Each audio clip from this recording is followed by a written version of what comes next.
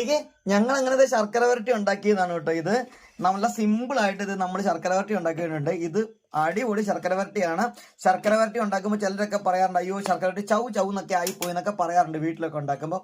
അങ്ങനെ ചൗ ചൗ എന്നൊന്നും ആയി പോകത്തില്ല. നല്ല ക്രിസ്പി ആയിട്ടുള്ള അടിപൊളി ശർക്കര വരട്ടിയാണ് നമ്മൾ ഉണ്ടാക്കിയിട്ടുള്ളത്. അത് ഉണ്ടാക്കണമെങ്കിൽ ചില ടിപ്സ് ഉണ്ട് അതിൻ്റെ അകത്ത് അല്ലേ. കാ വറക്കുമ്പോൾ മുതലുള്ള ചില കാര്യങ്ങളുണ്ട്. ആ കാര്യങ്ങളൊക്കെ വെച്ചിട്ടാണ് നമ്മൾ ശർക്കര വരട്ടി ഉണ്ടാക്കിയിട്ടുള്ളത്. അപ്പോൾ ആ ശർക്കര വരട്ടി എങ്ങനെയാണ് ഉണ്ടാക്കണമെന്ന് കാണുന്നതിന്റെ ഫുൾ വീഡിയോ നമ്മുടെ ചാനലിൽ കിടപ്പുണ്ട്. നിങ്ങൾ എല്ലാവരും കാണണം. കണ്ടാൽ മാത്രം പോലെ ഈ പ്രാവശ്യത്തെ നമ്മുടെ ഓണത്തിനുള്ള ശർക്കര വരട്ടിയും കാവറുത്തതും എല്ലാം നമ്മൾ വീട്ടിൽ ഉണ്ടാക്കിയെടുക്കണം. അപ്പോൾ അത് പെട്ടെന്ന് ഉണ്ടാക്കാനുള്ള ചില ടിപ്പുകളൊക്കെ പറഞ്ഞിട്ടുണ്ട്. ചൗ ചൗന്നായി പോകുന്നുള്ളതാണ് എല്ലാവരുടെയും പരാതി. അങ്ങനെ ആയി പോകാതിരിക്കാനായിട്ട് ചില കാര്യങ്ങളൊന്ന് ശ്രദ്ധിച്ചാൽ മാത്രം മതി ഇത് ഉണ്ടാക്കുമ്പോൾ.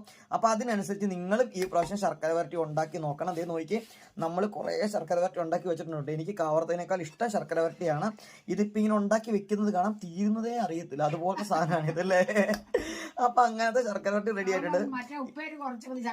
എനിക്ക് ഉപ്പേരി ഒട്ടും ഇഷ്ടമല്ലേ, ശർക്കര വരട്ടിയാണ് ഇഷ്ടം. അപ്പൊ ശർക്കര വരട്ടി ഇത് കുറെ ഇങ്ങനെ ഉണ്ടാക്കി വെച്ചിട്ടുണ്ട് നമ്മൾ. അപ്പൊ നിങ്ങളും ഈ പ്രാവശ്യം ഓണത്തിന് ശർക്കര വരട്ടി ഉണ്ടാക്കണം. എല്ലാവർക്കും ഞങ്ങളുടെ ഓണത്തിന്റെ ആശംസകൾ. അപ്പൊ ശർക്കര വരട്ടി ഉണ്ടാക്കണതിന്റെ ഫുൾ വീഡിയോ നിങ്ങൾ കാണാനായിട്ട് മറക്കരുതേ.